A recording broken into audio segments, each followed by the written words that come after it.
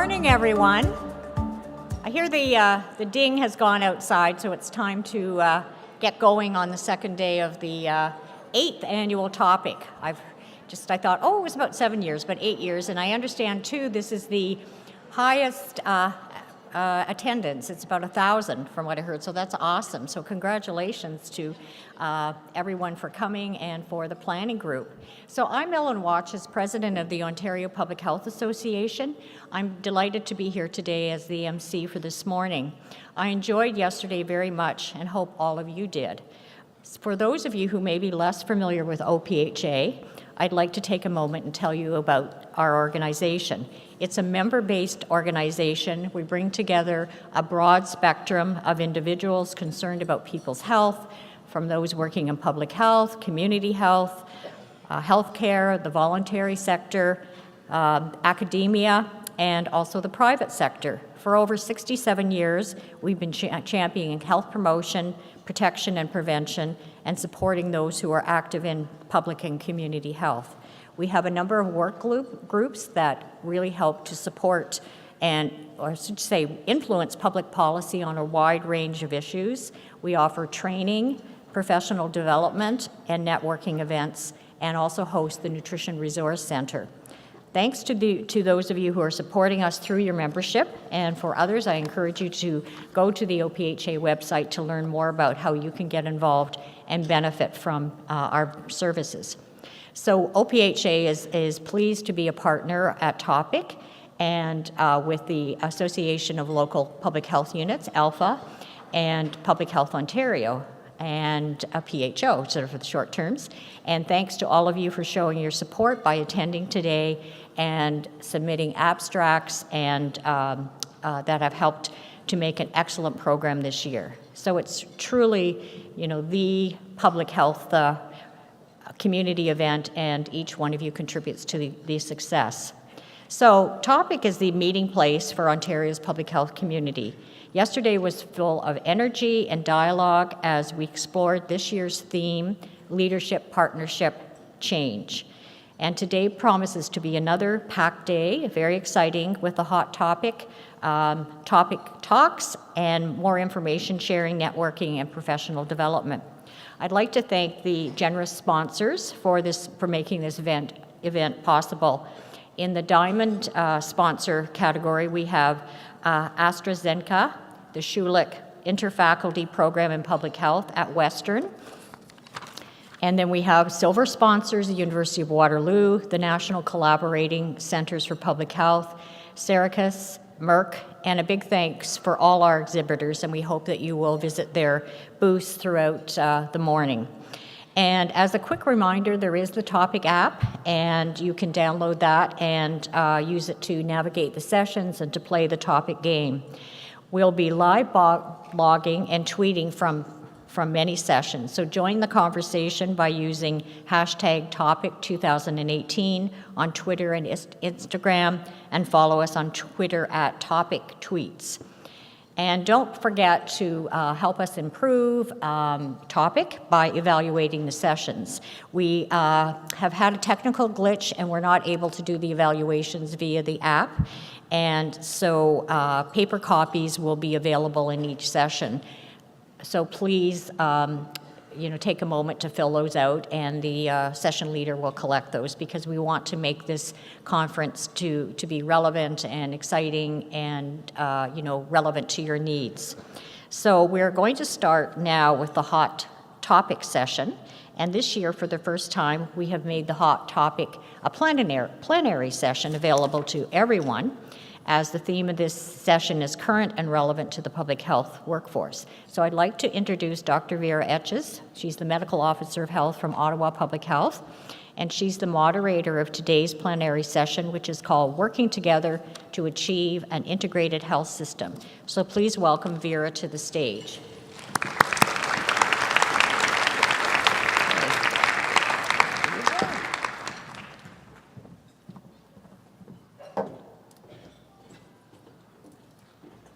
Thank you. I'm bringing a team with me. I'll introduce them later. Bonjour, good morning, Kwekwe.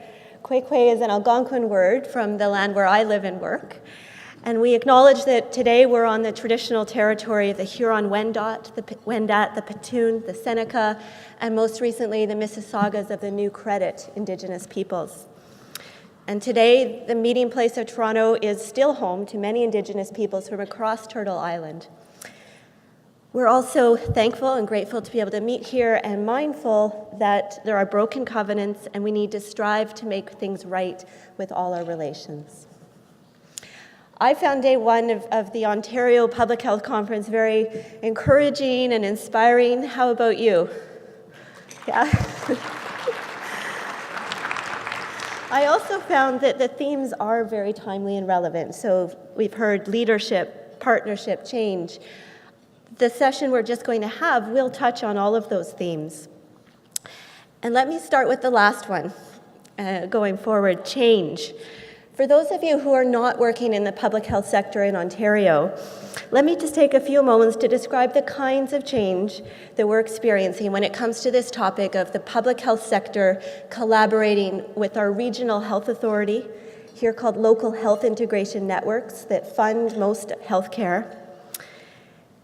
Ontario has passed legislation that requires the CEOs of the local health integration networks, or LHINs, to engage with medical officers of health, and vice versa, that medical officers of health engage with CEOs. And it's to focus on issues related to health service planning, funding, and service delivery. And further, the Patients First Act, which probably many of you have heard about, resulted in requirements for LHINs to I'm going to quote, promote health equity, including equitable health outcomes to reduce or eliminate health disparities and inequities, and to recognize the impact of the social determinants of health in the planning, design, and delivery of healthcare services. And further, LHINs must participate in the development and implementation of health promotion strategies in cooperation with primary care and public health services and community-based services to support population health. And here I'm just going to simply define population health as the work and the effort to improve the whole population's health, paying attention to inequities within the population, and that's compared to a focus on improving the health of patients who come in and interact with the healthcare system. The requirements of local public health agencies have also changed. Many of you in the room would know we have new public health standards in Ontario, and the changes here relate to there's more guidance, there's more expectation around how we work with LHINs for population health assessment, for planning, and the idea that we would bring our public health expertise to these conversations. So that sounds great, right? There have been concerns raised by the public health sector. I didn't hear a resounding yes. And I have already overheard one conversation at this conference that perhaps public health practitioners would be more encouraged if it was called the People First Act instead of the Patients First Act. There's another change that was proposed last year that may be at play in an expert panel commissioned by the Ministry of Health and Long-Term Care suggested that the public health sector shift from the current 36 different local health agencies that we have towards 14 regional public health authorities, and that the boundaries would be more in line with the local health integration network boundaries. And it's in this context that public health leaders from across Canada, people like Akingabi Guillon and Trevor Hancock and others, have written editorials characterizing the public health sector as under siege or under attack. And I'll quote, "The weakening of Canada's public health infrastructure comes when public health expertise is needed more than ever to tackle the broad determinants of health, to promote population health, and a sustainable healthcare system." And as many of you know, this work to tackle the determinants of health, I've seen examples at this conference, requires capacity and support for public health practitioners to be able to undertake partnerships with many different partners across different sectors. And so on this second theme, partnership, the public health sector carries out almost all of its work in partnership. Would you agree? See heads nodding. And it includes partnering with the healthcare system. The issue we'll discuss further is not really whether or not we partner with the healthcare system. It's more, there are questions around prioritizing how much of our capacity and resources should be spent on that partnership with healthcare partners as opposed to others, and about how we should partner. So the last theme, leadership, is something I'd like to credit Public Health Ontario for in terms of funding some research to look at these new expectations for collaboration between the public health sector and the healthcare sector, or LHINs specifically. And the research group that you'll shortly hear the results from was interested in providing you, public health practitioners, with information to be able to provide leadership as we enter into this work to lead and bring ideas that will enable us to go forward in promoting population health with the LHINs in the best way.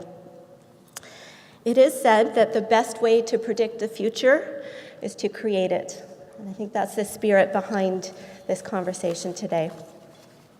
So this morning is an opportunity to together consider the future of public health LHIN collaboration for population health in Ontario. And I do welcome those who are not from Ontario to share and bring your perspective from other jurisdictions. We'll hear first about the research results, and then I have some questions for the panelists as they react to those research results. I'm interested in hearing from all conference participants here. We'll have a chance for some dialogue before wrapping up with a summary and some themes. So first, let me introduce Dr. Ruta Velitis, who will present first. She is an associate professor in the School of Nursing at McMaster University. Thank you very much, Vera.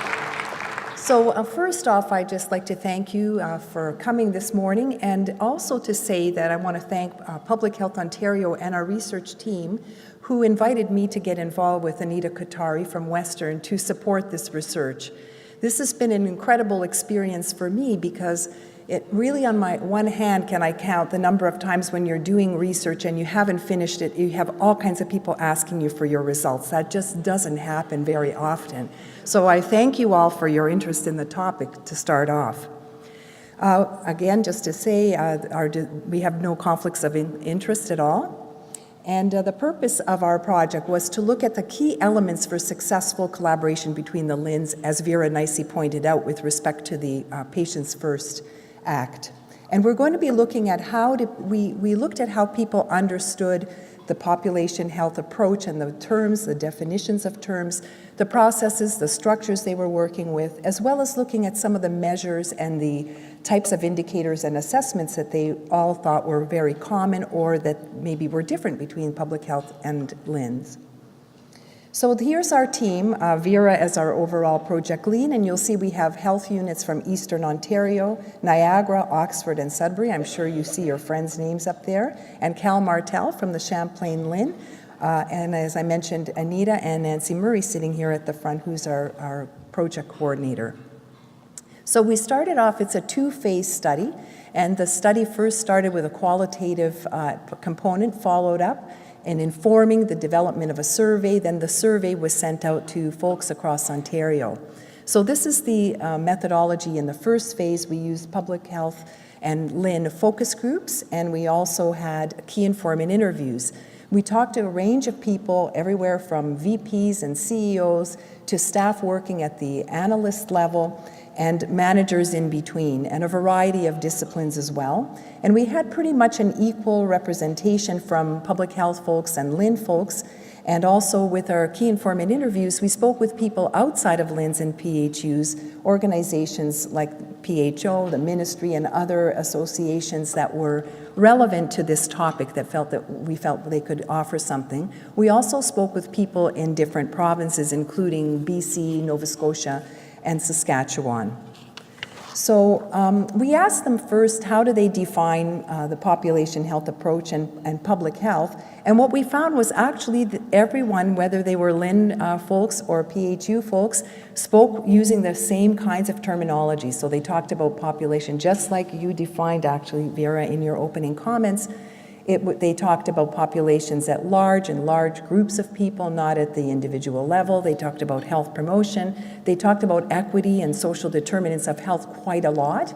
And also they talked about intersectoral work, and surprisingly that came up a lot from the LHIN folks, actually more than public health folks talking about that.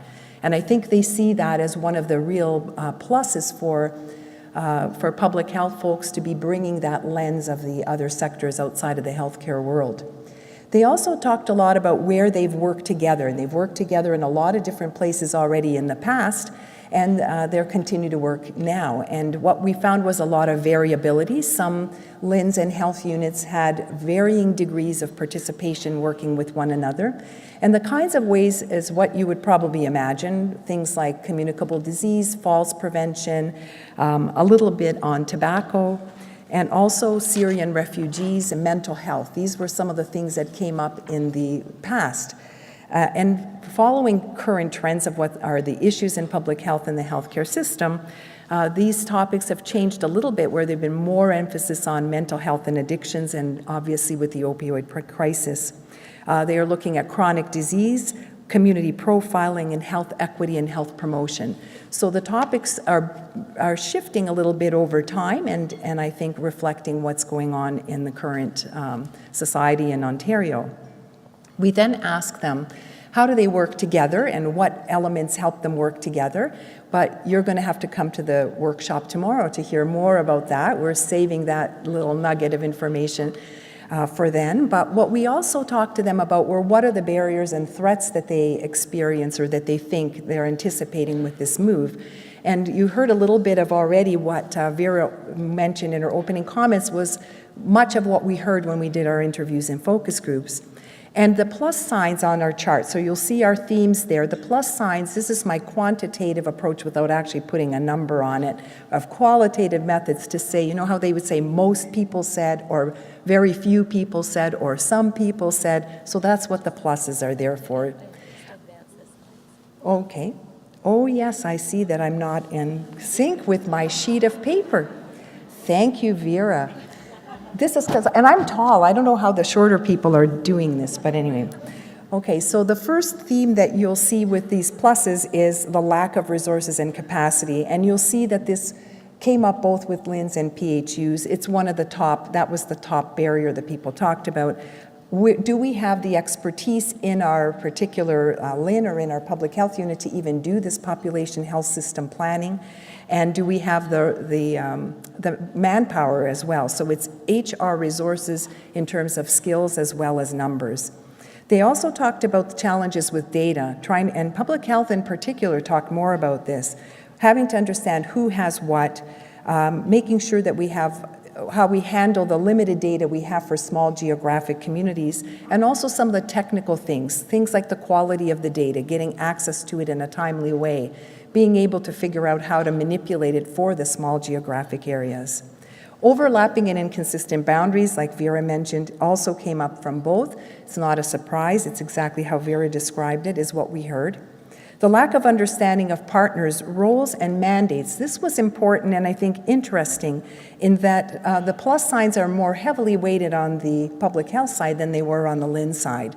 This seemed to be a bigger concern for those people in public health, and actually the LHINs reflected that they knew that this was a concern of public health. So that's why they get a little plus sign there.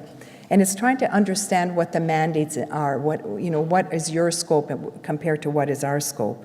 There's also some confusion around the governance structures, accountabilities, and scope of public health work. So in other words, where is public health going? How much should we be getting into the healthcare sector? That also was raised. And then there was a perception that from public health in particular, a little bit more than in the LHINs, that people don't have the same idea of what population health is. We use the right language, and even though they said all those words that I mentioned to you in the beginning, one of the earlier slides, what they actually understand it to mean in an operational sense might be different, and that was really what this was about. So in our next phase 2, rather than continuing to burrow into the deficit approach. You know, public health, we're strengths-based. We look at strengths, not so much. We look at needs, but we look at strengths as well. So we wanted to look at the glass half full and identify with these barriers. Let's dig in. Based on what we found from our qualitative results, we created a survey that really picked up on a lot of the themes and the sub-themes and wanted to get a broader perspective from practitioners and leaders in Ontario on what we learned in the qualitative. So what we did here was we created our survey, we reached 310 people, and we started recruitment by identifying people who we knew, because we had a nice broad range of people from all over Ontario on our research team. We called on our friends and neighbors and countrymen to try to help us spread this through a convenience sample. And you can see that we had a roughly 74% public health response rate, lower for the LHINs, but that's not surprising given that the population size of those organizations is smaller, and I was just given some of that data this morning to confirm that. And we had a wide range of positions and also a wide range of people working for less than 5 years and over 15 years, quite a lot of people over 15 years working in their sector. We asked them, who do you collaborate with? And which not surprisingly, we found that the LHINs are collaborating mostly, well, obviously with ministry, given that that's their mandate, and with hospitals and primary care compared to PHO and the non-healthcare sector and the ministry for the public health side. So you can see that this could be, you might think, well, this is a problem, but in fact, people viewed this as an ability to reach the sectors that they're not typically working with, and so that was viewed to be a strength. So in the next slide, the top 5 actions to foster collaboration. We found out what they thought were going to be those actions and then wanted to rank them. We gave them 17 options. These are the top 5. And the way that we've presented this is you'll see in the black or in the darker print, these are the 5 actions that were common between LHINs and PHUs within the top 5. The 2, number 3 and number 4, were more raised by public health, but given these aren't comparison percentages from PHUs and LHINs, but this is like the total response. So in other words, of all of our respondents partnering on specific projects, whether they be large or small, having clear goals and clear shared indicators was the number 1 way to foster collaboration. Following this is collaborating, as you can see, data sharing analysis, understanding each other's roles, priorities, decision-making. Again, that came up more from public health. So we're really worried about everybody understanding our roles, developing clear processes for leaders to connect, and creating a common understanding of the approach to population health, not so much the definitions. So the next question was about role clarity. And we all know, it's not your job, or it's your job to close the door. So we want to make sure that we are not missing out on the roles. We understand each other's roles, and that poor fellow doesn't roll down the hill and, all the havoc that it would wreak from not understanding each other's roles. So the top processes to promote role clarity included, again, the same thing. The dark ones are the ones that are the items that were identified as the top 3 processes out of 7 options that they were given that were common between LHINs and PHUs. So sharing indicators for health outcomes of interest, and this would be identifying those key ones and being in the accountability agreement so that there'd be accountability up to the ministry. Identifying the leads in PHUs and LHINs to work with those leadership teams, so identifying who those people are and making that work, and we know that that's already happening to a large degree in some health units, and then having the formal MOU. We asked them about how to overcome the geographic boundary issues, and we asked them about how does a geographic boundary relate to you using data, as well as you looking at how you collaborate together. So this first slide is we asked them on a Likert scale, which of these solutions and do you think are the most likely to help? And with respect to using data, these are the top. Ensuring the data are geocoded, it's managing the smaller area geography, smaller population groups. And ensuring the geocoded information is available to all these agencies and is embedded in health data. So that's not always the case, and it's difficult to break it down into our neighborhoods, for example, for public health. Solutions to overcome the collaboration issue is to develop joint strategic local needs assessments, identifying the leads both from the PHU side to the LHIN subregions and vice versa, from a LHIN executive lead to each of the public health leadership teams. Then we asked them about top categories of tools that could be helpful for them to work together in collaboration.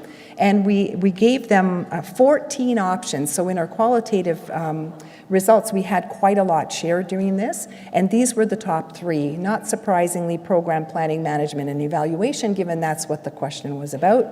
Knowledge exchange and translation, and health equity impact assessment. And everyone agreed from both the sectors these were the top 3. But what's interesting is the layer down after that. The LHINs also talked, in their top 5, they talked about quality improvement tools and business intelligence tools. So those of you in public health, what are your feelings about that? Is this something that we feel we have strengthened and could help us in our collaborations? This could be a win for us to be doing some capacity building. Public health, on the other hand, in their top 5, added communications tools like using platforms for common messaging, probably around health promotion types ideas. We don't know exactly what they meant by that, but I was just talking about common messaging overall. And then collaboration tools to measure the partnership evaluation. So how do we measure the effectiveness of the collaboration? They felt that that would be something public health thought was important. With respect to the types of data, so we asked them a question. It was open-ended. I told my research team we are not adding open-ended questions on this survey, but no, we had to do it, and I'm glad they forced me to do it. But poor Nancy, she's got carpal tunnel as a result of coding the answers to this. We had 462 answers to that question in one category for this one question: what are the top types of data to understand the health of the population? In another big category, we had 377. So you can imagine we have a ton of data on this, which we will make available on the Public Health Ontario's LDCP website. We're going to be probably getting that up for you in the next couple weeks. But what we did was we qualitatively analyzed it by putting it into groups and then putting it into larger groups. So, and then you can see that we divided the LHIN and public health responses, and I just point to the top items. Health service utilization, health status, health outcomes, and demographics and determinants were the top ones in both categories. So that's good news. The order of them is a little bit different, but they're all in the top 3 areas. And what's a little bit interesting is health behavior is actually low for both public health as well as the LHINs. Then we asked that, so when we asked that question, people gave us those kinds of categories about the types of data. But what they also answered, a lot of people gave us sources of data in that answer to the open-ended question. So either our question wasn't very clear, or there's a data literacy question that we could be maybe asking ourselves. But these are the types of sources of data, and you can see the census and organizations providing data, CHI databases and reports. These are the ones that came up on the LHINs. But what's interesting is the risk factor surveys were quite different within the 2 categories. So moving on, just to conclude what our results have been showing, is it's really important for us to be building the relationships, and one way to do that is by working on specific projects, whether they're small or large. And I think the other thing that we learned from our qualitative interviews is really spending the time to do that work, to build the relationships, to build the trust, to build the understanding of how to best do that is going to be critically important. So rushing through this isn't going to work, and giving dedicated time to it is going to be required. And then also, it's important that we recognize that we do have different partners, and they are the way that we can strengthen what we do in a collaboration by bringing the perspectives of the sectors that we're not currently maybe working with, and trying to see how that could be used to strengthen any kind of initiative around a specific topic area that is decided to be a priority in a collaboration. It's also really important that we agree that there are clear expectations, who's doing what, there are shared accountability of what is going to be produced, and that there's funding support. So for the ministry folks in the room, I think this is the message for you. It's really important to understand, to get direction around where the funding support for this will come, because we know that collaborations do take time, which means money.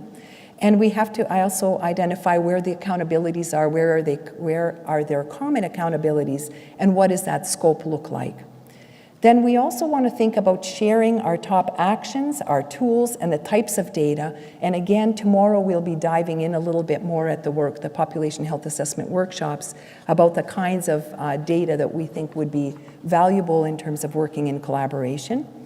And then finally, supporting those specific initiatives to overcome geographic boundaries. So really working on the geocoded data, and again, working at those smaller tables, those smaller working groups and planning tables to try to really sort that out. So just to conclude, I want to thank the folks that participated. Maybe some of you in the room, I'm imagining a number of you did participate, so we thank you very much. We also thank Public Health Ontario for the funding, and just note that our messages don't necessarily reflect those of PHO, but hopefully they do. Peter, I'm looking at you. And so I'd just like to invite you to come to our website. We will be adding more and more materials to it. We have some evidence briefs if you want to hand over to your leadership that one page. Nobody wants the 20-page documents, we know that. So we've created some 2-page, and I had to say it's a 4-page evidence brief. It's supposed to be 1 to 2, but we squeezed out 4 because it's just so good. And that will be handed out tomorrow at the workshop. So I now invite you back to Vera to get back to our panel discussion, and I hope it'll be lively, and thank you very much.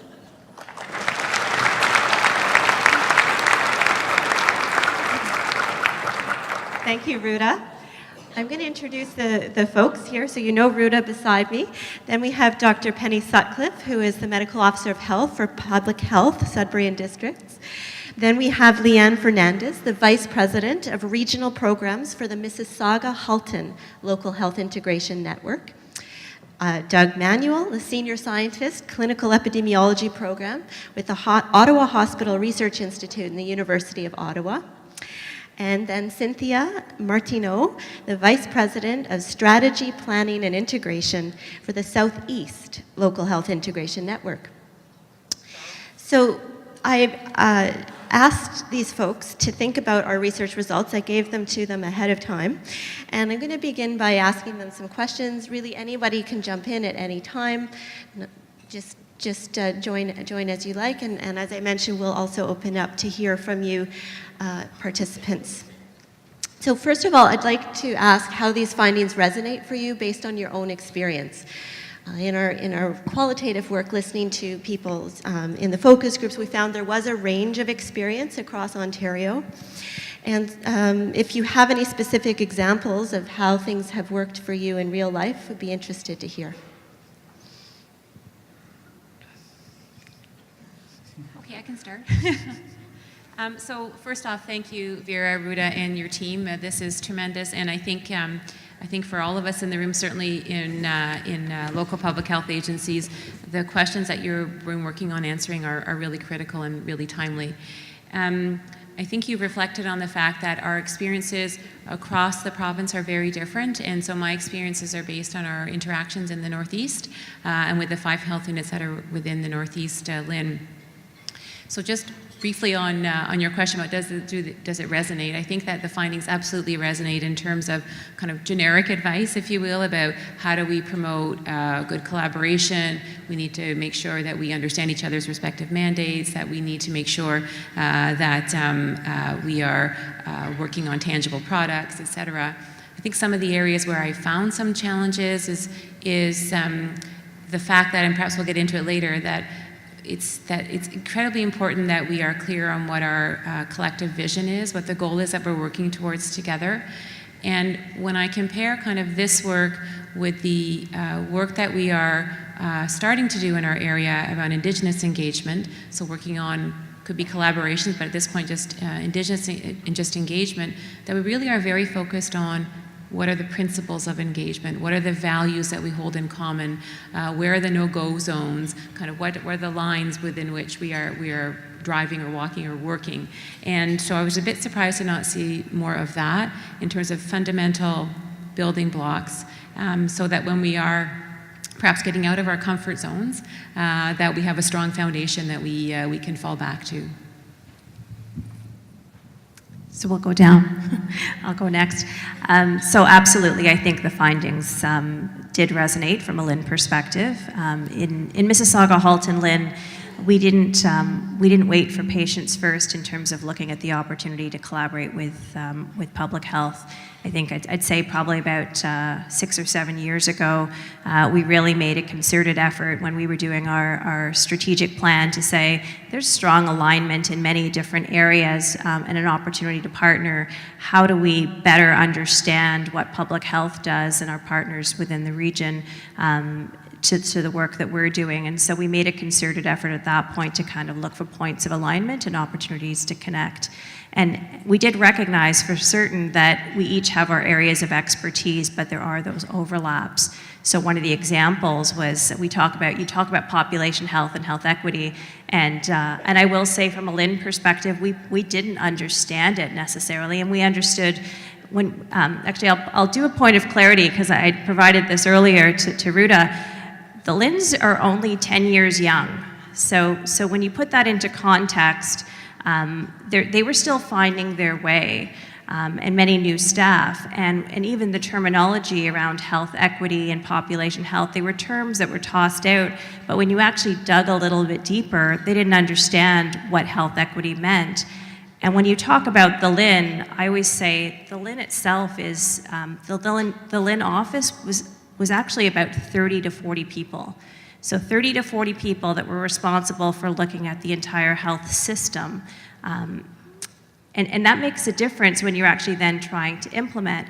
But the LHIN is actually all of your health service providers. So your hospitals, your long-term care homes, your mental health and addiction agencies, your community support service agencies, home and community care. So when you're trying to advance health equity, you actually need all of your providers and the leaders within to understand equity, not just your 40 people.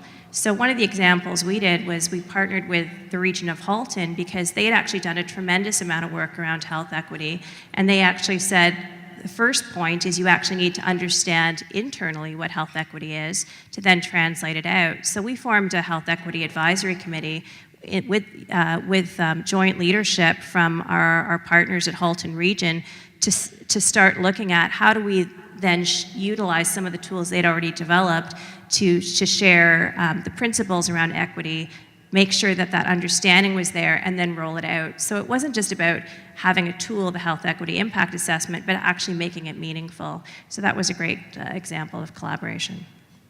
Thank you. I guess we're going down. So the first question was, do the findings sort of reflect your understanding? And so I kind of want to bring up the slides, back up a couple of the slides, like the, if we could, I don't know, slide number 7, the pluses. Sure. Slide number 7, the pluses. The first thing I saw for this is that there's almost twice as many pluses for barriers on the public health compared to the LHINs. So I think that reflects my discussions, that I hear a lot of concerns in the public health folks about the collaboration with the LHINs. So even though the kind of ranking is the same, I think that's one point that didn't point out there, which I would say is reflective. And the number one is lack of resources for both. And I think that's reflective as well. And certainly when I talk with the LHIN folks, and especially about the measurement issues, you know, it's 1 or 2 folks in the LHIN that are doing all the measurement for all the sectors. And they feel that they don't have enough resources for sure. So that's a key part of that collaboration. So that next one would be, I think, slide 17. This with the data sources. And you said it looks similar for both. The top 3 ranking are the same. You know, I'm a prof too. I teach, and I find it very difficult to mark, because in public health, you know, it's all context. There's no right answer. It's your social context. I look at this and I say, if I took off LHIN and public health and I had student A and student B, I'd say, student A, that's wrong. like health services utilization to understand the health of the population, you get a C or a D. And student B, okay, I'll give you a B plus or B. I'm curious about the health services utilization is the third one. I'd be exploring that a little bit more, and there could be a right answer there, but why is health services above the last health behavior and community characteristics? I'd be interested in exploring that one with the student. So Yeah. Doug, I want to know, why did that public health or student B, why did they gave 21% of the answers were health service Yeah. utilization? So the question, I think we have to remember that the question was, what are the top types of data used to understand the health of the population? But it was all, I think, couched. People knew it was about working in collaboration with one another. So that might have been why that came up the way it did, because I found that actually surprising too. And then I was challenged by my team saying 28 and 21%, it's not that big a difference. But I agree with you. Yeah. So, I mean, those are my main, my main immediate reflections. Yeah, they do reflect what I'm hearing. But I think there's a couple sort of tension points in those results as well. So, being the last speaker, I do think, and just reflecting on your comments about how the scoring differed between public health and the LHINs, I do think that through the conversations we had, certainly with the expert panel, and what I had heard locally, the feedback about the trust that needed to be built between the organizations. We did start out, as Leanne said, different mandates, different capacities. And certainly, so I do think the findings really do resonate as well with myself. One of the opportunities, I think, and Leanne gave a great example in our early days, and we did something similar in the Southeast, looking at the capacity of what was with public health. So when we were working on the health links, we were looking at a tool that we could use to support primary care. And we actually turned to our public health units and looked at some of the expertise that they had around the surveillance systems. And from that, we actually developed, using their expertise, and actually worked through the KFLNA Public Health Unit to develop our Southeast Integrated Information Portal. And they still are our bridge to that, for that portal. And it's alive, it's innovative, and certainly getting lots of uptake even in other LHINs. And our sole support, our main support for that, obviously we're informants, is the public health unit. So there are opportunities to leverage, and I do think that one of the pieces that we have built, and there's been ebbs and flows and ups and downs, but as opportunities present, and to the point about ministry looking at opportunities to collaborate more on initiatives, I think building that trust and understanding of what each roles and responsibilities that folks have is going to be key in moving that relationship forward. Can I just Yes, comment? jump in. Thanks. I think that your comments, all of the comments, are really helpful, and I think that just to reflect back on the comments of trust and relationship, I think those are so key. So resources, absolutely, and we're all feeling stretched, and if these are new or additional roles, we need to understand what that means and how that would be resourced or what we wouldn't do instead. But I think sort of before all of that, before skipping steps, before getting into the actual practicality of some of this work, I think that the fundamental underlying relationships, the trust, what is the common vision that we are working towards, or common visions, and if there are, and what are our respective contributions to those, I think would go a really long way to kind of take a step back. And just to briefly say, I was had the privilege of being on the public health work stream, developing some of the work that helps inform the guidelines, and the analogy was made to starting a relationship and going on a first date and getting to know each other, et cetera. And so we've been, notwithstanding the comments that those of some on the panel have made, we have been, who've started the date before this, we have been told that this is a relationship that we have to have. Right? And so it's not that we've come to it necessarily on our own, but that we have to have. And so how do we start that relationship off in a good way if it ends up in marriage or just cohabiting or whatever? But what are some of the fundamental steps before we jump into the what exactly it is that we should be doing? So I'm sure this is causing others to raise questions with some of your reflections. I appreciate it. I'm wondering if there's anything out of the results, any so what or and what now? What are there ideas here to move forward with? Do you have thoughts about that? I think that one of the really good opportunities that we have, and of course it is driven by the LHIN mandate, is this new concept of subregions. And that is, you know, our go-to would be our health service providers, as Leanne identified, but what opportunities does that present to engage more at those tables with different partnerships and discussions, bringing public health to those tables? And in our case, we have 5 subregions in our LHIN, and at each of our subregion tables, we have public health unit representation and we have EMS representation. And so that is part of that community paramedicine, and the opportunity to bring different voices to the table. We don't have everybody there because of course the table would then become unmanageable, but I think bringing that perspective and that opportunity to then collaborate at that really local and hear that local voice, and it will bring a different perspective from the health-only view that has been shared previously. I'm just thinking of the comment about relationship, and it's either a blind date or an arranged marriage, but there's still benefit to both, or potential for benefit to both. It's almost like, is the glass half full or glass half empty? So in my example that I gave, we saw the opportunity around partnership, we saw the synergies, and we took it, we didn't wait. I respect the fact that, again, that hasn't happened across the province.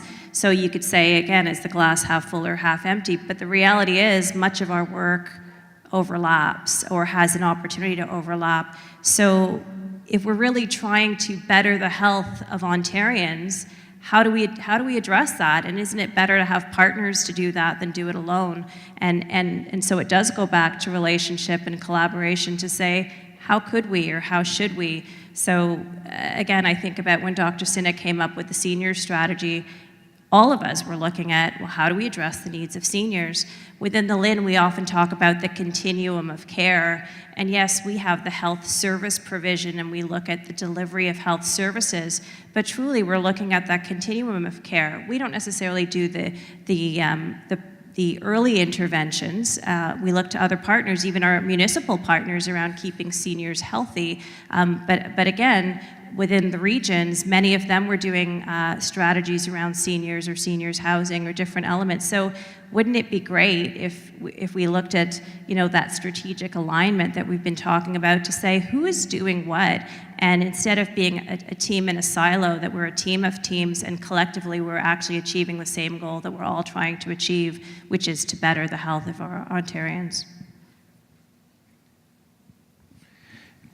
I think there is a golden opportunity. I think that the glass is at least half full. Or I think if you're thinking about a strategy to make to help Ontario have the highest life expectancy of any province, or the lowest inequities, or the most sustainable healthcare system, I think if you were to think about how to design that, you'd have to say public health needs to be even, like healthcare systems need to be even more integrated.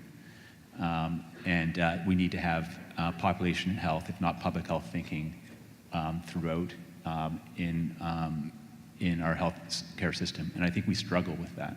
And I think public health is that voice. So that voice needs to be at the LHINs.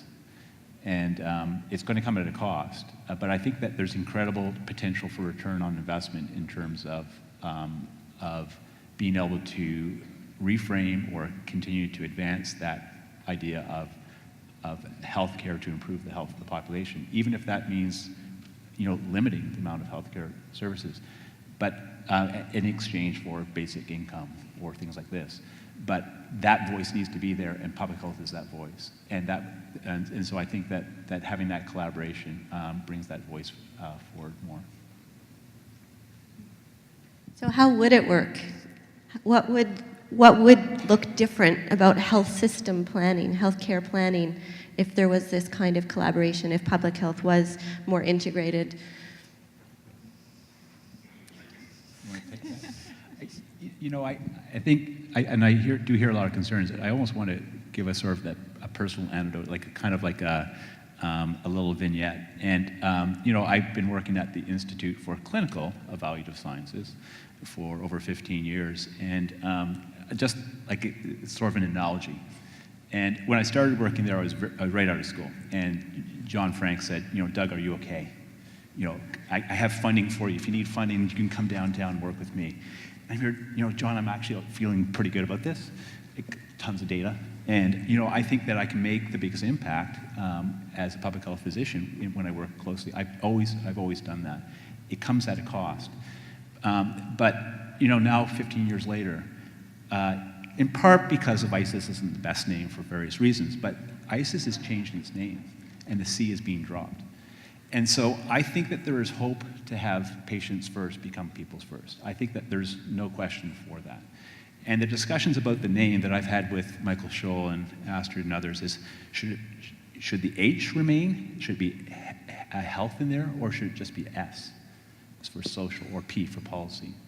And when I started off too, we had a board meeting, and at that time we were discussing the mission of ISIS, and it was to improve the efficiency, effectiveness, quality, and equity of the healthcare system. And I argued we should add a few more letters on that to improve the health of the population. And I lost. And the board voted me down on that one. Now if you look at the mission statement of ISIS, it's in there. And, and I've spent hundreds, thousands of hours bringing in immigrant data and population health data. And now we have education data and social services data. And the leading information around opioids came from ISIS. And that's a massive direction now for the Institute. And we're going to have that data infrastructure to be able to look at these huge challenges and evaluate the basic income pilot and things like this. So I do see opportunity. Like, that's my little example of my little world. And now I see the LHIN being able to do that, where we're going to have all the social data and we're being able to compare basic income pilot or basic income against a hospital and say, what are we going to get in terms of improvement for population health? So I'm optimistic, but personally it's taken me thousands of hours in my own life to develop those collaborations I'm working in the hospital, my office is in the hospital. And so it doesn't come it comes at a considerable cost. I'd like to come back to the question of data. I think you could tell from our presentation, we did ask a lot about data because it came through as one of the things that public health has expertise in, could add, and the right indicators, the right approach, looking at the right things makes a difference. So we'll come back to ask you some more questions about data. But just on that question of what would it look like if we had the kind of collaboration that changes health system planning. I could maybe share a few comments. I think that there's a real untapped potential for advocacy, as the LHINs are leaderful in planning around health services delivery, for the LHINs to also lend their voices, not just to health service delivery, but to other determinants of health, and being more informed and aware of what the levers are within regions, and being able to advocate, if not take direct action. So it could be on housing, could be on transportation, many issues that impact on health, and add their voice. I think the LHINs, through funding the LHIN-funded agencies and therefore employers of many staff within our regions, there's a lot of potential good that could be done if there were requirements around employers. So LHIN-funded agencies, what kinds of supports might be required or mandated that are attached to funding of those agencies. I think that might be an untapped potential. I also think about, it's a very small potential issue, but we think about our, quote, healthcare institutions or hospitals and the donut shops that are in their lobbies, or the requirements for raising funds, et cetera, that what else could be done for requirements of those agencies so that they're also modeling work. So those are tiny examples, but I think that there are some potential gains that could be made that adding up could make some difference. If I could just add to that, I think, and I've been with the LHIN since the startup and the planning, and we've seen some certainly movement around how the healthcare system is accessed, and certainly in our region, we've really focused on primary care and making that a more robust system with less focus. Arguably, you still need it, but the hospital being the destination. What we're seeing, and I think this is across Ontario, is that the health system is being somewhat successful. We could have a debate on that probably, but people are staying home longer, but they're being sicker. So when they come into the health system, they are a sicker population usually, whether that's into the hospital, into a long-term care setting. What I am seeing now is that the health system can only respond for so long to that. That bubble is growing. We have the baby boomers still moving through. What we do really need to look at, and what I am seeing, is that we do need to look at that front end and how we keep people healthier, and healthier in respect of exercise, better nutrition, and to the social determinants. I mean, we know in a lot of regions we have 1% vacancy rate, and the poverty levels are such that people can't afford what is out there. And so we have issues of housing and supportive living environments. And I do think that's an aspect that we can use our public health partners and look at that social determinant side. And we're sort of being guided that way through the health equity and the population health approach. So I do think that the health system needs that. And this is probably, we probably should have started that 10 years ago when LHINs came online. But certainly I think it's a pressure that we really do have to look at as a continuum, as Leanne mentioned. And I think just to round this question up, it's interesting because Patients First really requires those relationships to happen, whether it's with the medical officer of health or the CEO, and it could be top heavy or top down. But I think there's an opportunity for really it to be bottom up and top down.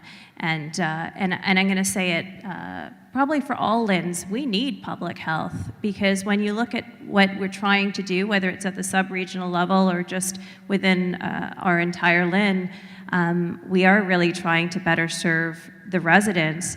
And population health and the social determinants is net new for the LHINs. Some of us, again, have forged ahead and looked at it, but the term, the partnerships with cross sectors or beyond health service partners is, again, at varying stages across LHINs. So understanding housing or transportation, we hear it when we do our strategic planning. This is what's important. This is what's impacting the health of our seniors' income and education. But we're not experts in it, and you guys are. So again, having that opportunity to really have that voice at the table and hold us accountable, but really working together to actually achieve what we're trying to achieve will be helpful. It's interesting too, I just wanted to comment, people are talking about the word patient, and it doesn't resonate with this group. We had that debate even internally within the LHIN, because I think back to when we wrote our last strategic plan, long-term care uses the term resident, mental health and addiction uses the term client, patient was always seen as very hospital-centric, so did it really, the community used the term consumer or client, so it was varied, and at the end of the day, you're looking at not just the individual, but the family and caregiver. So we just chose not to get caught up in the semantics, but really with the intent of, we're really trying to serve the people, yes, but every one of us at some point perhaps could be a patient, so let's not get caught up in that, but let's actually focus on what we're trying to do. Okay. Going back to data then, Doug mentioned ISIS and measurement of health status and outcomes at the population level. How much do you think needs to be done at the local level, where there are public health practitioners, epidemiologists, and others looking at local health data, perhaps working with the LHINs, looking at the LHINs that have local data, how much do you think needs to happen at the local level versus provincial bodies? Like there's Health Quality Ontario, Public Health Ontario. We know there's work happening to create some provincial level indicators of population health. What's the role at the local level? I can start on that one. Not all LHINs have the same data expertise, I'll say, as far as robustness. I think now throughout all LHINs, and I'd have to look to Leanne may know, that most, if not all LHINs, have epidemiology or data support in place. In the Southeast, we started out with a really robust data team, and that was part that our CEO also had an epidemiology background. So at one point, we actually had 5 epidemiologists on staff in various forms, but what that has transpired to is a robust data set, and we actually have a data center that we share, we'll share actually to anybody. We've shared it to other LHINs in the province and other organizations just to be able to access, and in it has maps and data that can be manipulated and turned around. So we are actually in the process through our regular discussions with the public health units in our area to set up actually a formal data sharing agreement. So if we don't have some of that data incorporated into that data center already, we obviously are looking to partner to pull in what we're missing, but also then to absolutely share. And I think some of that is actually happening at a less formal level already, because anybody, the public health units can come to us, and we arrange that partnership already. But our CEO and with the medical officers of health wanted to make it a more formal arrangement so that all their staff knew that this was accessible and could share it. As far as local data, we actually pull in, you know, CIHI and the cancer, the Canadian cancer, or sorry, CCO information as much as they will allow us. We'll take whatever, because we have the base there that we can build upon. I think it's really important to have the local data because you can do analysis, you understand the population, you can incorporate the stories that you hear and help translate that into understanding what does that mean. So I do think while the provincial data is invaluable, I think having that resource and being able to distill it locally is invaluable in local planning. If I can add to that, I think one of the things that we're doing at the LHINs, as we talk about sub-regions are still fairly big. Understanding, again, where those tiny neighborhoods are that require service is helpful. And I'll say from a LHIN perspective, we, again, have certain services that are finite. So we're really trying to direct them to areas that have the highest need. So again, utilizing the data. Southeast for sure was one of the LHINs across the province that had a very robust epidemiology team that does not cross all LHINs. I know in our LHIN we had had really one individual on the decision support team, and we tried to get 3, and it pewtered up and down. So having that partnership again with our regional partners and public health was important. We haven't mastered that by any means, but we did look at where we were trying to do some neighborhoods of need. We actually worked with our partners at the region of Peel and their data set. We worked with the city of Mississauga and the United Way actually to kind of identify where are some of those really challenged neighborhoods where we could direct service and really focus in on. So we did look at that, but it was very helpful to work with our regional partners. I think that as you both shared, that the variability across the province is tremendous in this area. And it's not answering your question, but I think it's a real gap in an area of significant need.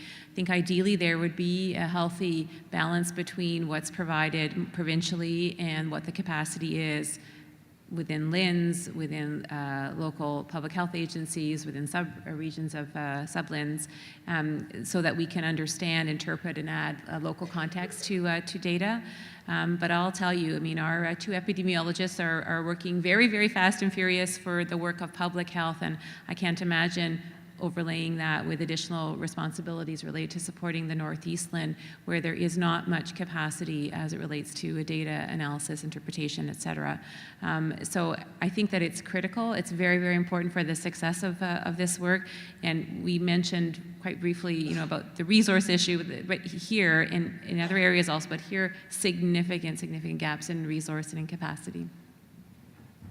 That leads nicely into maybe the last question I'll ask the panel, and then open it up for you to ask questions of any of us.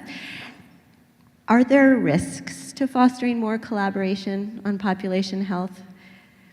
We've heard here some ideas about the epidemiologist's time.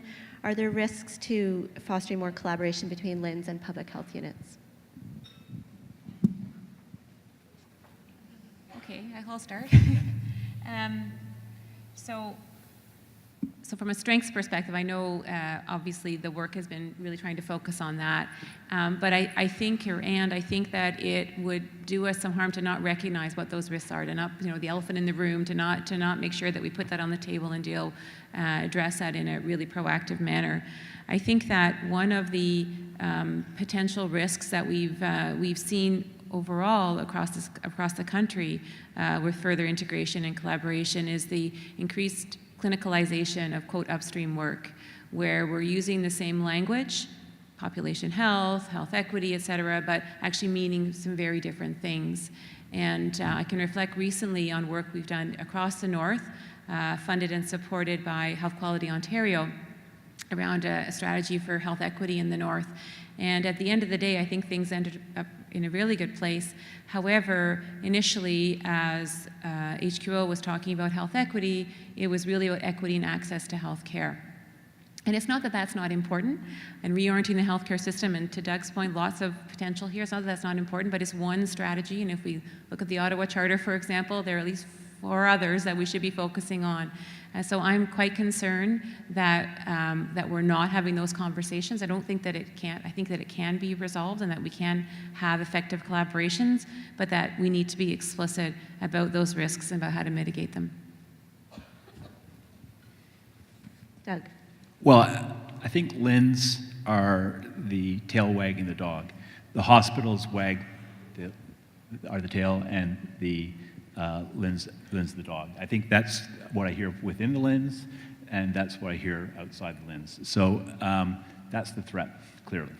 That the LHINs, I think, are well-intentioned from a population health focused, but they're struggling to keep up the demands for planning around health services and lack of flexibility about how they can spend and reallocate money. And so that's the threat. And our public health going to be pulled into that and then be wagged by that tail?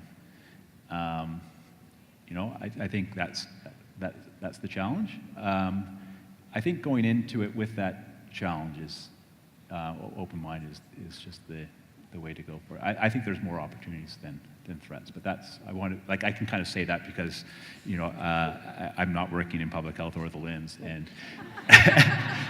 but I kind of feel like I'm speaking for quite a few people.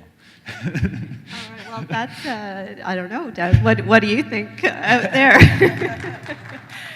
So maybe unless you wanted to say anything, Cynthia Leanne, we'll open it up. Welcome questions about this subject. What do you think about LHIN Public Health Unit collaboration, about what you've heard? Does anything surprise you, concern you, you see as an opportunity? Oh, I do see Megan over there. Go ahead. Thank you to the panel. I've been enjoying your thoughts. This is obviously an area of a lot of complexity, and sometimes I've found that engaging academics in areas of complexity can be quite helpful. And we have Ruth up on the stage, and Doug, and thank you to you both for what you're thinking about and how you're adding into this conversation. Seems to me, flying at the 50,000-foot level, that there are a lot of broad issues around system design that academics and people like Doug may be able to help us with. And I wonder if you might comment on the role of the academic community in system redesign. Thank you for that. I think one of the, I really appreciate the question. One of the things that I kept thinking about is we actually are now on this new wave at McMaster around design thinking. That's a big push, and everything is about design thinking and about, I don't know if you've heard that term in the way we change anything, whether they're innovations or designing a product or a process. But the idea being that it should be done in a participation with the end users, right? So this is something public health is really strong in, and I think that's something that perhaps we could be supporting with public health, because I know that they have expertise in how to engage the public in co-design of systems. And interestingly enough, I happen to sit on a board of a long-term care home. Don't ask me why, but and I ended up going to one of the LHIN meetings because that was a governance to governance kind of meeting. And one of the main messages, and it's coming from patients first and from new directions from the ministry to the LHIN, is to figure out how to do more community engagement. So that could be something where we could engage academics in that kind of work, and it's a nice leverage point for public health to work with the LHINs to help them figure out how to draw in the public and the community. We say patient engagement in those, but we say patient and community engagement, right? And then the other thing is identifying some evaluation points where there are case studies of where things are happening really well. And I'd like to look at it from a prospective position. In fact, we just got, I don't know if you know, Mike Green and Mike Glazer have gotten some funding for primary healthcare research. And we've got a few studies within that are looking at public health. And I have one of those, and it's looking at public health and primary care. Like, I think you remember the work that we've done in the past. But we've identified, and actually I was sitting here reflecting and listening on the panel, that it is looking at a community where there's a really big problem and then looking to see how to solve that problem. So our prospective case study is bringing in public health and primary care. We've gone to the LHINs and we've talked about this particular housing unit that's extremely impoverished. It's the highest rates of EMS use, the highest rehospitalization, the highest mental health and addictions, drug trafficking, you name it, it's in that building. And what we are doing is pulling together all of the sectors, public health, primary care, housing, other social services, to try to prospectively look at that. And we've brought the LHIN in because there will be money. We have to figure out how to bring in primary care services into that. So I think if we bring academics in to help with the design of the studies to evaluate it, we can identify some key ways that it could work.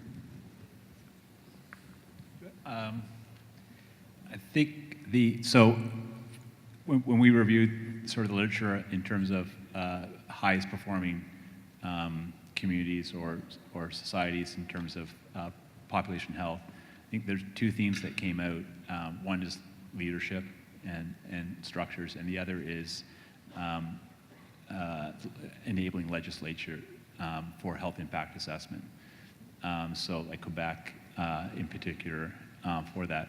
And so I think that's what there's more in the report than that, but in terms of what I would say is a potential role for that collaboration, where we're doing pretty well now, I think, in Ontario and in the LHINs, is the health equity assessments, I think, moving pretty well. And in terms of collaboration, if we could have more discussion at the LHIN level about health impact assessment of the programs, and I think public health could really contribute to that. So I think we need to sort of say, what are we getting in terms of our programs in terms of improving population health and reducing inequities? And so it does start with the outcome. It does start with our public health and population health approach.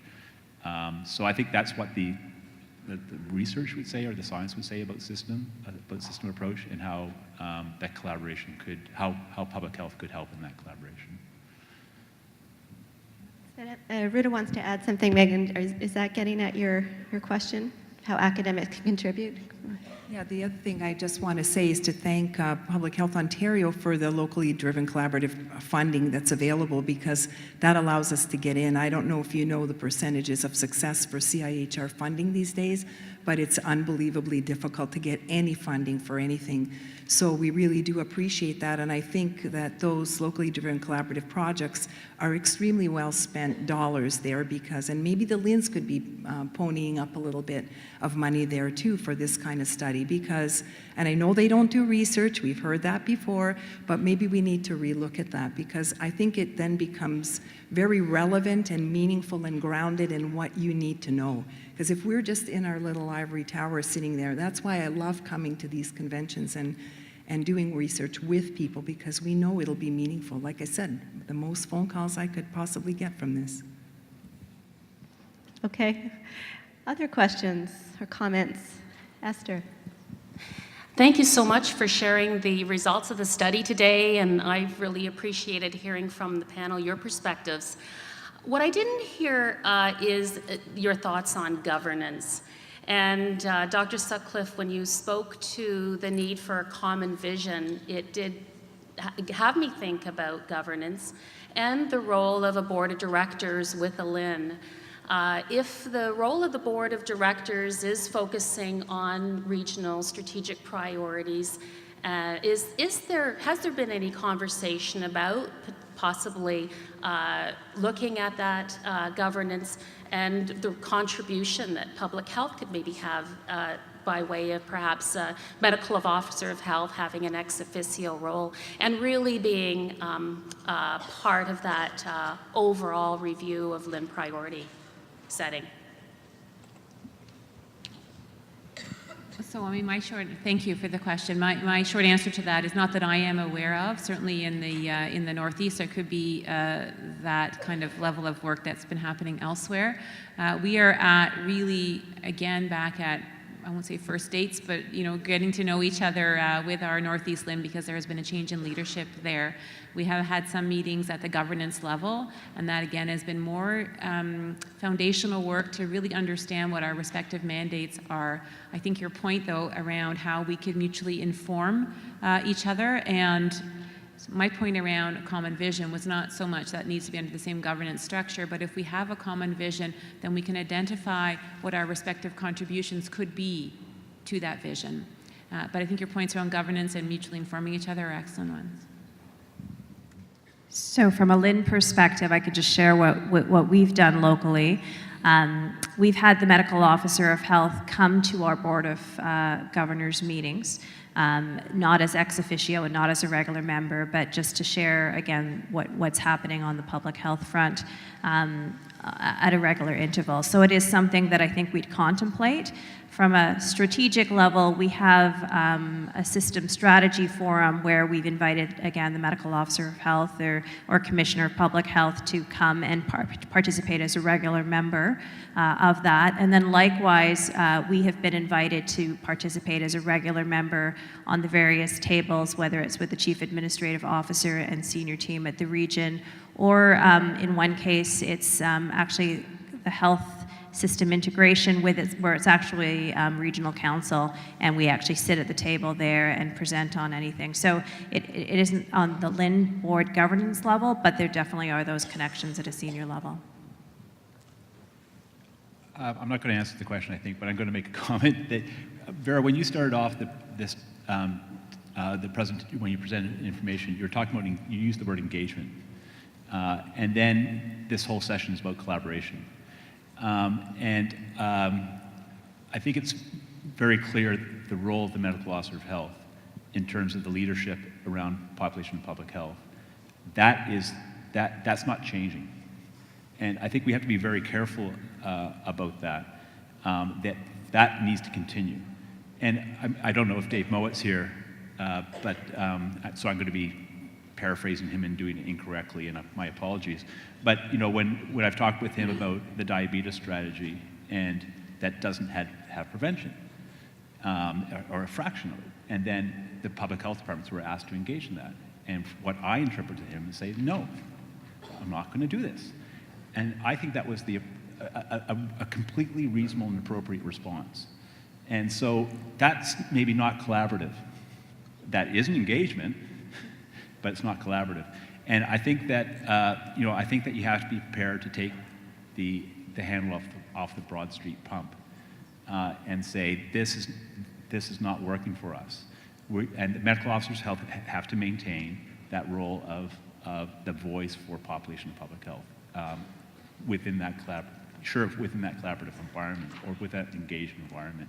So I think the governance, I don't think the governance should change in the sense that the leadership for public health needs to be in the medical officer of health legislature, and the governance is outlined there.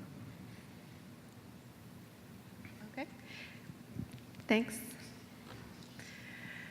David. Yes, it's been excellent. Thank you for doing this topic. And I'd like to thank Ruta, as usual, for doing an excellent job in bringing the data and information forward. And to Cynthia and Leanne for being brave to come to and extend the open hand. And true, it's 10 years young, and that's not a long history. And so thank you for coming. And Doug, as a classmate in the past, and I can understand when you and Dr. John Frank thought you went to the dark side. But thank you that you had the bravery to go over and work, and your influence has been impactful in bringing about that analysis in there. And Vera and Penny, of course, as leaders in your exciting work that you're doing in your own level. And I guess, listening to the discussions here, we're at a certain time of change, and certainly with Patients First, working at the ministry level, it seems like a jargon term, but it's a huge paradigm shift. I know the LHINs are struggling with that, and working with the LHIN CEOs, is going to a health system as compared to a health care system. And that's a huge change. And where that the individual is the priority, not the system. And that's a big move, and it's not going to be an easy one as we engage and move forward on that. But I think the other one, when you mentioned about the collaboration, I'm going to get down to a question here, and you talk about public health under siege and all these questions. What we think be people trying to break down the door, maybe they just want to knock on the door because now they see public health valuable enough, our expertise valuable enough, that not only we might be allowed to come to the table, they need us at the table. And are we strong enough and mature enough to be confident to go to listen, to understand, as Doug is alluding to, with collaboration, not just with token engagement? And what could or should that be? Because we're dealing with real struggles with our populations, especially our aging population, coming towards that our system in the past is not coping. And how are we going to handle that? On your survey, and this is my question to the group, you put down resources plus, and plus. In this collaboration, you didn't go into detail what that meant and what does that mean in there, and you've alluded to a little bit. So I'd be interested in the panel's commentary, both from the LHIN side and from the public health unit side, in this endeavor of collaboration. What are those resources that, is it capacity only, or what are they? And what do we need to look at? And certainly from my standpoint, from the ministry, what are those besides just money? Well, with respect to the results, people did talk about HR capacity skills and being able to manage doing the analysis. So, and talking about we might have an epi, but the other doesn't have an epi, and vice versa. And I think those were the two main things that came out, not to say just about epis, but about the ability to do the data analysis. So they talked a lot about that.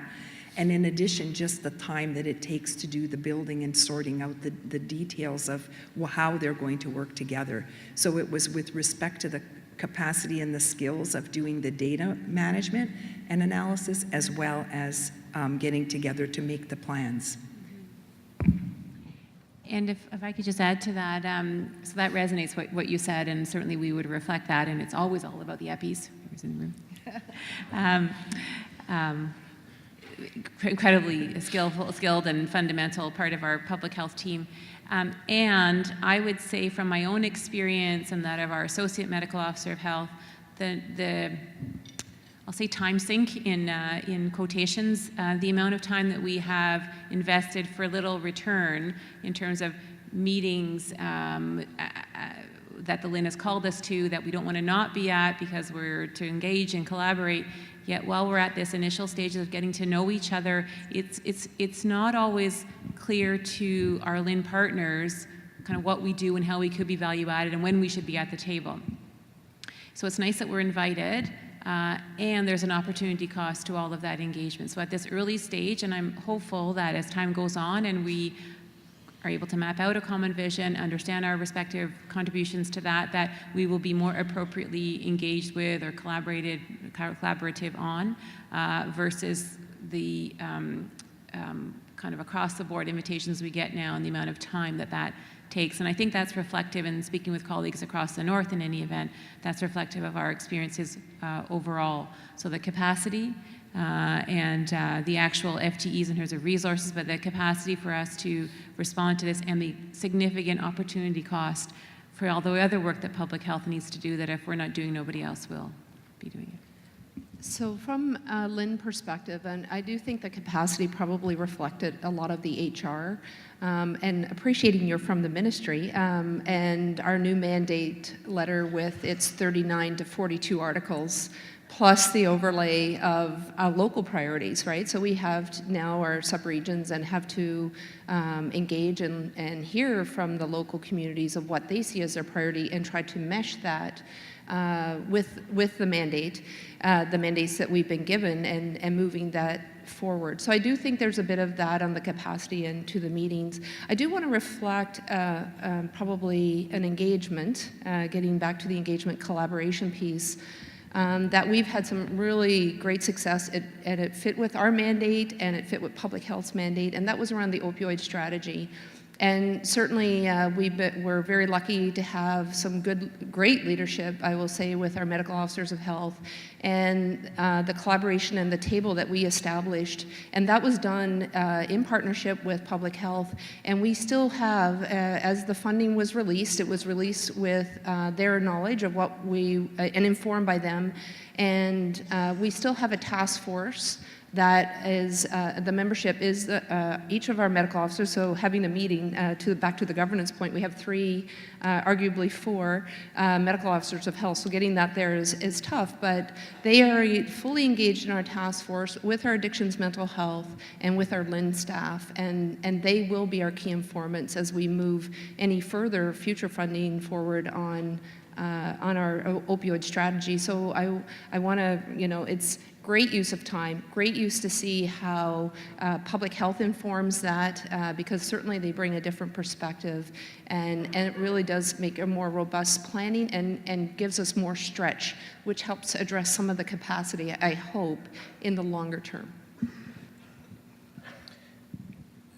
I'd like to ask you the same question, Dave, but because I don't look at the budgets and staffing, but like from someone, again, from outside, I look at the task list there, and I say 50 to 100 FTEs in public health.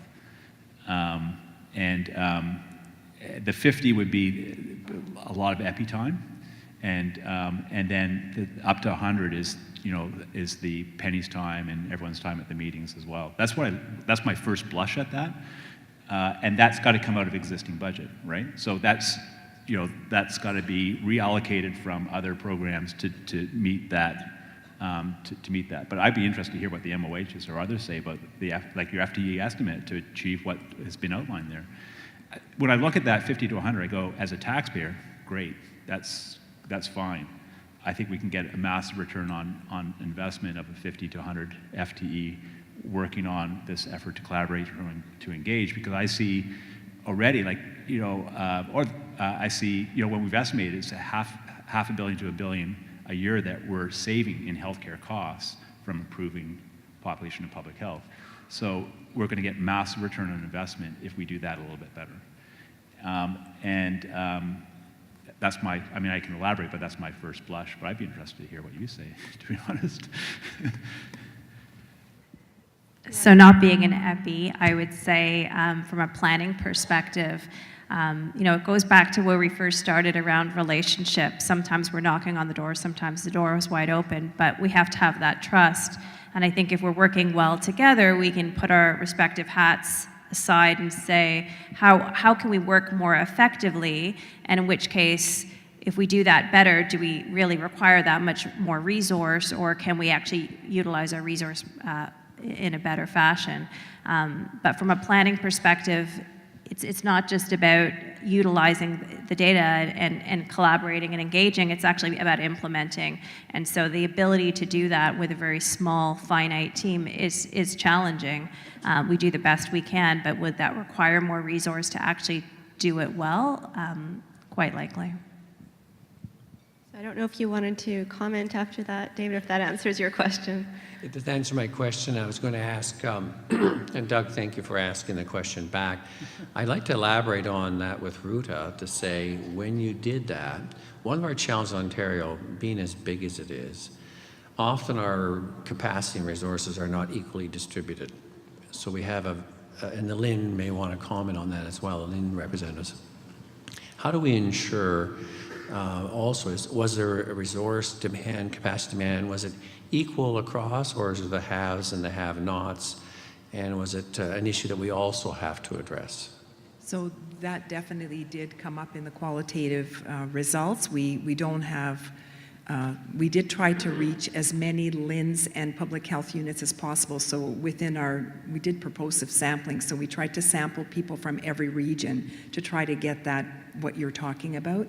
What we heard was just what you said, huge variability in terms of what's available where, and having to figure out how to do that. So, and in some cases, the LHINs were the ones that had more capacity than public health did not, and vice versa, in terms of, again, that data management and planning and health profiling and all that. So there were no solutions really, except for we did hear a lot about the Saskatoon model from a number of people raised that. And the folks that know Corey Newdorf and the work that he's done, we actually had him at the ministry at one point come to speak to us at when the modernization of the public health standards were happening. And they've really seemed to have figured out how to do that. So I would invite people to take a look at the model of how they've done it in a regional way. That could be a potential model. It was more of a central, that region had centralized planning. I'm not sure exactly how the funding fell out of that, but that could be something that the ministry could take a really close look at. So we heard about that from a number of different people. I just want to thank you for standing at microphone 1 for so long. I would love to hear your question. Yeah, thank you. As a PhD student at Western University, it's a great pleasure to learn a lot from this panel.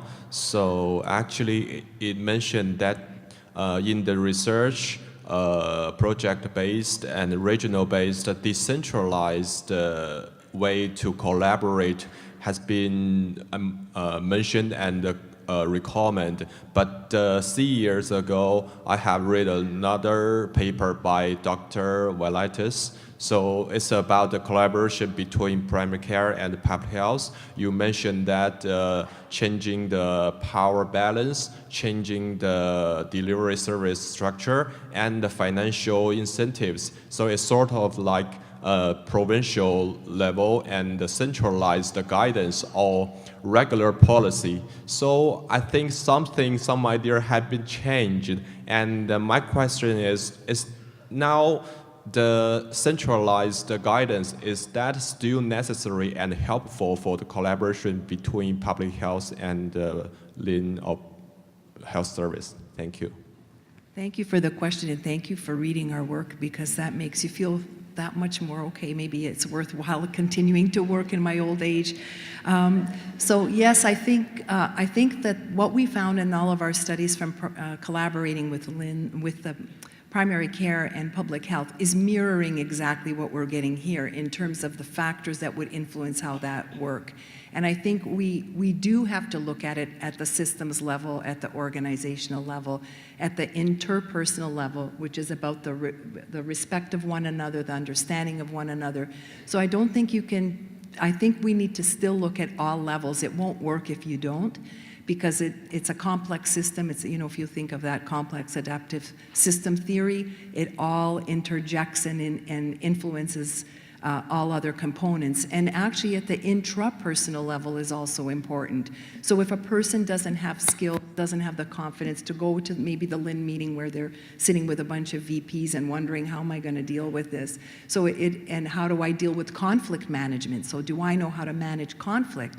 Because in the marriage, you know, we do have the odd experiences of conflict. So those are the kinds of things we have to look at all levels. And I think, is that what you were getting at? I hope that was your question. Yes. So I think we don't ignore the system level. It's still extremely important. As David was standing at the microphone, we have to have a lot of debate and collaboration with multiple levels of the system. And that's why even in our little project that I talked about with respect to that community, that little housing unit that's in so much distress, we went as researchers, we went to the people, we talked to the residents, to the everyone sitting at the table who lives there, and we went to the LHIN, we talked to the LHIN. We haven't gone to the ministry yet, but that's on our radar eventually. So thanks for the question. All right, and microphone 3, please. Thank you for the presentation. My name is Mariam Benlamri, and I'm a knowledge broker at FRAME, which is an organization that focuses on knowledge translation, implementation, and integrated youth services. There are 3 comments that were made that really spoke to me. The first being something that Leanne said about really functioning, the importance of conceptualizing integration from a bottom-up as well as a top-bottom perspective. The second being the results that really showed that knowledge exchange is a point of support that were identified by the LHINs as well as the units.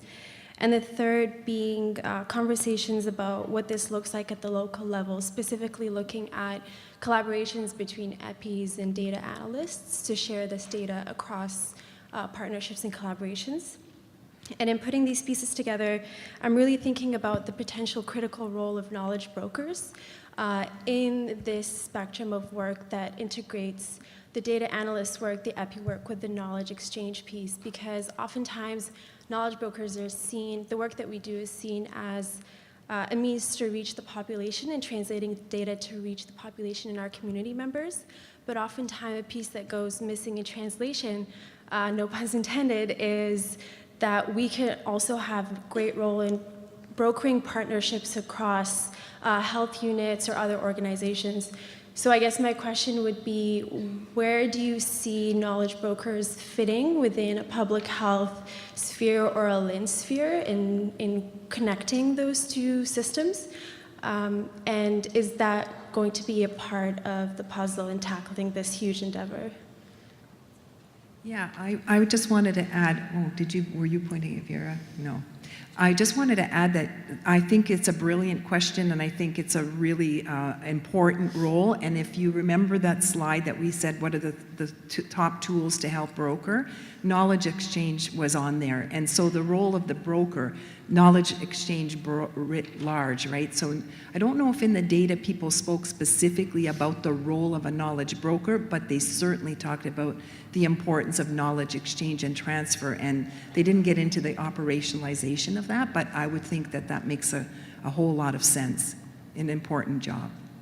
I'm going to step out of my moderator role for a second to describe some work that's happening at Ottawa Public Health, and I think it shows you how we're trying to move in this direction and also some of the challenges. So we've created a population health team. It's called Population Health. And the role there is to support our own organization to take a population health approach and then to think about how we influence the health system and others. And on that team, we have little boxes, you know, in the organizational chart, those boxes of positions. And 3 of them are for knowledge exchange specialists because we have 3 sub-regions in our area, and we envisioned that that would be a key role to help hear population needs, do the community engagement that came up, and bring our public health knowledge to the conversation, so a real exchange. We had to write a job description. We didn't have a job description for knowledge exchange specialists, and now we have to find the funding. So they're empty boxes, you know. So it's kind of it's a real challenge, but I think it's a good need to point to. Thank you. Oh, there are others. Go ahead. Cynthia wants to speak. Is it working? No? Yeah. Isn't my mic working now? Oh, yes. Okay, there we go. I was just going to add that we have... No, it's not working. It's not working. Try this. Did I hit it? Maybe I might have muted myself. I think we have used the knowledge broker in other scenarios, specifically with our Alzheimer's population and caregivers of folks with dementia. So I actually can see a really nice fit of this with, to the example that Vera has given, would be an excellent fit for that translation, especially with the work in the subregions, as you've identified. So it's certainly, that's an idea I can take back, actually. So see, panelists learn things too. And see, because we have used this very successfully in other venues, so it would be a good way to extrapolate and maybe pull that into this. Okay. Is there anyone else out there who has it? Yes, sorry. Mic 2 is Sandra. Hi. Sometimes I wonder if we have the right focus. So today we're talking about the relationship with the LHINs and how important collaboration, trust, and relationship is. And also in the field, we work with First Nations on collaboration, trust, building relationships. We work with the Ministry of Children and Youth on collaboration, trust, building relationships. We work with our schools, the Ministry of Education to, ensure that, that we have trust and building relationships and we're collaborating. Ministry of Northern Development and the municipalities, and the list goes on and on and on. And of course, underlying all of that, we use data and planning principles. And so sometimes I wonder, instead of focusing energy on developing relationships with one specific group, like the LHIN, for instance, if we shouldn't be working in our communities, trying to build across communities our relationships, our trust, and our ability to work together across all sectors. And if those are like data and relationships and trust building and knowing each other are important threads or themes throughout, like why wouldn't we be working on some of those core principles within our communities that would then allow all relationships with all sectors, including the LHINs, to flourish, instead of focusing on all of our energy, which we're doing a lot of now, with one particular portion of one system. Anyway, my thoughts. I would like to reflect on your comment.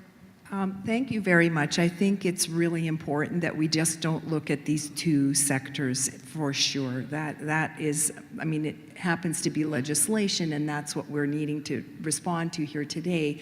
But I don't think the intent of anyone on the panel or from our research perspective is just looking at those two. And when the gentleman that asked us about the primary care public health collaboration research, we created a framework, a theoretical framework once it's tested, a conceptual framework for how it would work.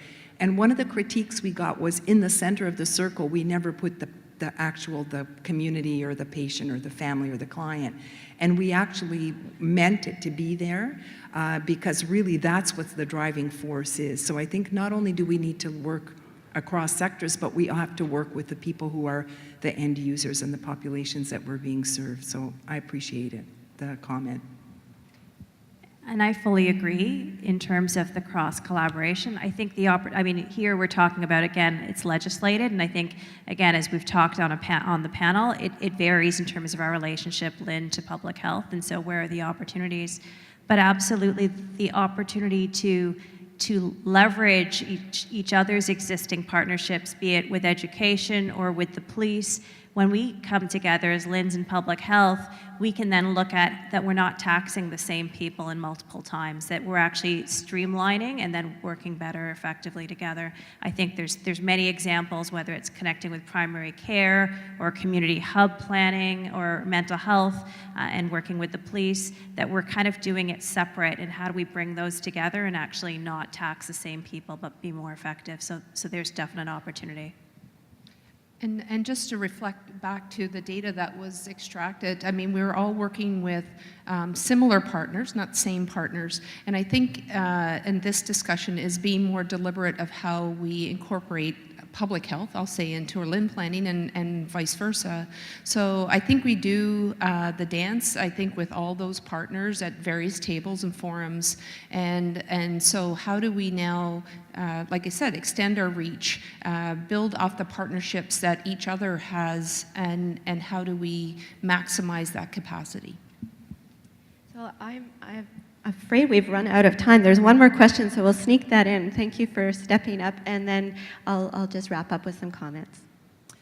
Well, I want to thank our panel for creating this forum today and bringing these issues to the fore. My name is Peggy Walsh. I'm with the Ontario Public Health Association, and I'm also chair of the Ontario Chronic Disease Prevention Alliance. And I wanted to ask the panel to comment on influencing public policy, and in particular shifting from a healthcare system to a health system. So you've talked a lot about the opportunities at the local level, and I'm wondering what those opportunities could look like at the provincial level. Doug, you talked about David Mowat pushing back, saying, wait a minute, where is the significant prevention component of a diabetes strategy? So I'm just curious, especially around LHINs and that network you have at a provincial level, your ability to influence where the province is going, to see that kind of shift and more investment around prevention, and to be working with public health and identifying those opportunities to shift the system and see more than a 2% investment of that $54 billion going into health promotion and public health and prevention. So I'm going to be very bold to say I think there's definite opportunity, and we need to seize it. I think the time is ripe, and through this partnership, we will be able to look at how do we develop that health system. We know we've been investing heavily in healthcare, and healthcare is very reactive. But if we know that the social determinants really are the ones that are impacting health, through that collaboration and partnership, hopefully we can get to that point where we can make that shift if we are truly addressing the needs of health of our residents. Is there a question in there for you, Doug, about the provincial level? Yeah, I think for chronic disease, I think there is sort of headwinds there. I think that the main dialogue that we have right now is like high healthcare users in chronic disease and reducing their healthcare costs. I think to be honest, where I see where we're having the most opportunity in Ontario right now are those broader social policy. I think the most exciting public health intervention for chronic disease in Ontario right now is the basic income pilot, and raising the minimum wage. So I think that I think some of those ones are I kind of feel we need to engage more in those ones as public health. I'm not sure if I'm answering your question, but on the healthcare side, I see definitely headwinds. It's very difficult to get health promotion and true prevention into the chronic disease sort of guidelines and things like that in Ontario. But I do see these opportunities where we have a potential role to engage even more in public health. Okay. So what I heard today is that there is opportunity in this expectation that public health units and LHINs work more closely together. I heard that if things were working well, there might be a greater understanding of the social determinants of health and more work on keeping people healthy by the healthcare system, perhaps healthier healthcare environments in hospitals and others. I heard that there may be more joint advocacy on the social determinants, so maybe joint advocacy for social policy and investment in social programs. I heard there may be more connections made between LHINs and public health units, not only at the leadership level, but at the front line as well, if things are working well. I heard that the engagement of academics is really key to evaluate, to set up evaluation structures of interventions and how we're going forward, and perhaps drawing on that interest in the tools of health equity impact assessments, but also just health impact assessments, that we can get some help from our academic partners there and those who have skills in data analysis. I heard that it's going to take work at our intrapersonal level, and that the relationships, the interpersonal piece is really important as something that we're still at the very beginning of building trust, and perhaps some identification of principles for engagement would be a good place to start in terms of when we leave this room, what are the kinds of things we could do next in our regions as public health practitioners and others. Relationship building, thinking about the vision, what is it, the goal of our collaboration, may be where we are at in many cases. The other thing I heard was that there are risks and challenges to this collaboration. I heard we need 50 to 100 full-time equivalents invested in the public health sector to support this kind of work. I heard there's a risk of clinicalization of public health and the loss of the independence or authority to say, no, things need to look like this if we're going to have a healthy population. And that there are uneven capacities to do this work across the province. I heard that we can address these risks, we can be proactive about them, honest about them, and that the benefits of collaboration are there, and we just need to be wise about how we go forward. So I really look forward to this evolving work in the sector and hearing more. This is the greatest forum to hear, so we're going to continue to be available afterwards, and I think that's what you would like to tell people about. So thank you, everyone.